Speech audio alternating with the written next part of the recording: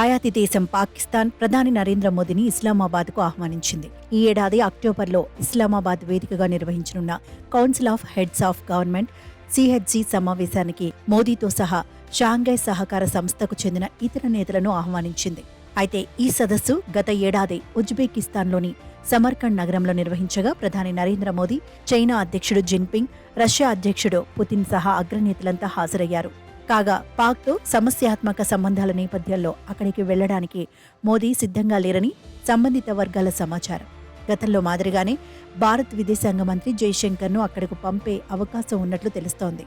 అయితే ఇటీవలే జమ్మూలో జరిగిన ఉగ్రదాడుల నేపథ్యంలో భారత విదేశాంగ మంత్రి భద్రతపై నిఘా వర్గాలు అనుమానం వ్యక్తం చేస్తున్నాయి.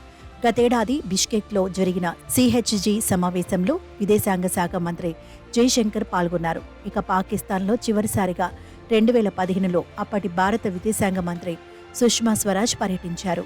అయితే రష్యా, చైనా నేతృత్వంలోని ఈ కౌన్సిల్ ఆఫ్ హెడ్స్ ఆఫ్ గవర్నమెంట్లో భారత్, పాకిస్తాన్ సభ్య దేశాలుగా ఉన్నాయి. ఇది ప్రాంతీయ భద్రత, మధ్య ఆసియా దేశాలతో సహకారం వంటి అంశాలను నిరంతరం పర్యవేక్షిస్తూ ఉంటుంది. ప్రస్తుతం సిహెచ్జికి అధ్యక్షత వహిస్తున్న పాక్ అక్టోబర్ 15-16వ తేదీల్లో దేశాధినేతల శిఖరాగ్ర సదస్సును ఏర్పాటు చేయనుంది. అయితే ఈ సమావేశంలో నాయకులు స్వయంగా పాకిస్తాన్ వెళ్లి పాల్గొనలేని పరిస్థితులు ఉంటే వర్చువల్ విధానంలో హాజరు కావచ్చా లేదా అనే విషయాన్ని ఇప్పటివరకు పాక్ వెల్లడించలేదు. ఇక గత నెలలో కార్గిల్ విజయ్ దివస్ కార్యక్రమంలో పాల్గొన్న ప్రధాని మోదీ పాక్కు చురుకలు అంటించారు. చరిత్ర నుంచి ఆ దేశం ఎలాంటి పాఠాలు నేర్చుకోలేదని మోదీ విమర్శించారు.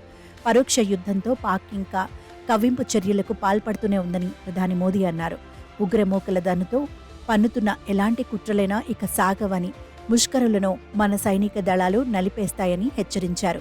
కార్గిల్ యుద్ధంలో చావు దెబ్బతిన్నా పాకిస్తాన్కు ఇంకా బుద్ధి రాలేదంటూ మండిపడ్డారు.